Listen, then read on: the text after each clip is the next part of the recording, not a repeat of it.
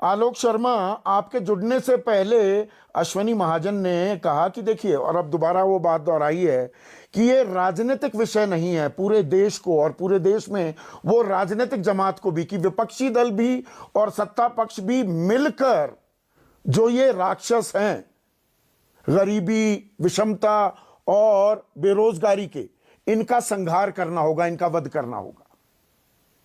देखिए, बड़ा ही संदीप भाई, क्षमा चाहूंगा सबसे पहले, बहुत रैली निकल रही थी बाहर, मैं लेट ज्वाइन कर पाया, लेकिन तमाम वक्तव्य मैंने अनंत भाई के और अश्वनी महाजन जी के सुने, बड़े हास्यास्पद लगे।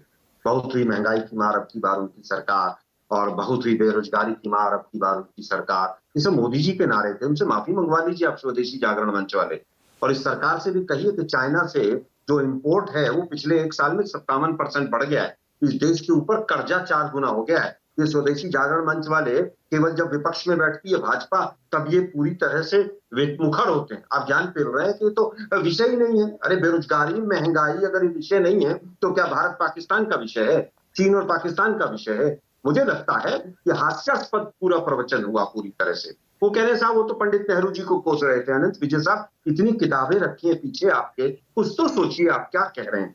मैं आता हूं मुद्दे के ऊपर। आप बताइए, 2 करोड़ रोजगार देने थे, उसमें से कितने आए? नहीं, अनंत विजय ने एक और बात कही कि प्रधानमंत्री जब थे डॉक्टर मनमोहन सिंह, वो भी कहते थे कि ये ग्रोथ जो हो रही है ये जॉबलेस ग्रोथ हो रही है, कि ये समस्या बहुत सालों से चली आ रही है और इसीलिए गरीब ही रहता जा रहा है। रोजगार के नाम पर भी रोजगार भी दी, जो ये रोजगार की या बेरोजगारी की दर है, ये भी हास्यास्पद है। आप जानते हैं, 1 हफ्ते में 1 घंटे काम मिल जाए तो ये माना जाता है कि रोजगार है आपके पास। संदीप भाई, अब तो वो आंकड़े भी नहीं आ रहे। 2018 के बाद एनएसएसओ के आंकड़े जब आए, तो वहां पर जब वो नेशनल स्टैटिस्टिकल कॉर्पोरेशन ने जब उनको एक्सेप्ट कर लिया, तो सरकार ने चेयरमैन और मेंबर से इस्तीफे ले लिए। वो बेचारे रिजाइन करके भाग गए। 2018 के बाद बेरोजगारी के आंकड़े नहीं है। और मैं छोटे से 2 आंकड़े देता हूं। आप यूपीए 1 और यूपीए 2 में एसएससी के थ्रू जो रिक्रूटमेंट होती थी, वो 68-69 हजार बच्चा पर ईयर होती थी।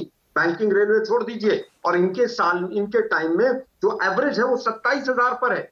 यूपीएससी पिछले साल जो वैकेंसी आई थी, 1216 की वैकेंसी आई थी, रिजल्ट आया तो 667 का। बच्चे रोएंगे माथा पकड़कर। मुझे लगता है कि आज इनको पूरा जवाब देना चाहिए। 22 करोड़ से ज्यादा लोगों ने अप्लाई किया, 7.5 रोजगार दिए। पीछे भी एक दिन, अभी 4 महीने पहले आपने देखा होगा, कैबिनेट मिनिस्टर्स ने पेरिस्ट करके पूरी प्रेस कॉन्फ्रेंसेस करके कि अगले 1 साल में 10 लाख रोजगार देंगे। 4 महीने निकल गए, कोई मंत्री आकर जवाब दे कि 4 महीने में केंद्र सरकार ने कितने एडवर्टाइजमेंट पर सरकारें आई, सरकारें गई। आज एनडीए की है, पहले यूपीए की थी, उससे पहले एनडीए की थी, उससे पहले यूनाइटेड फ्रंट, नेशनल फ्रंट, सरकारें बहुत आई। गरीब तो गरीब का रह गया।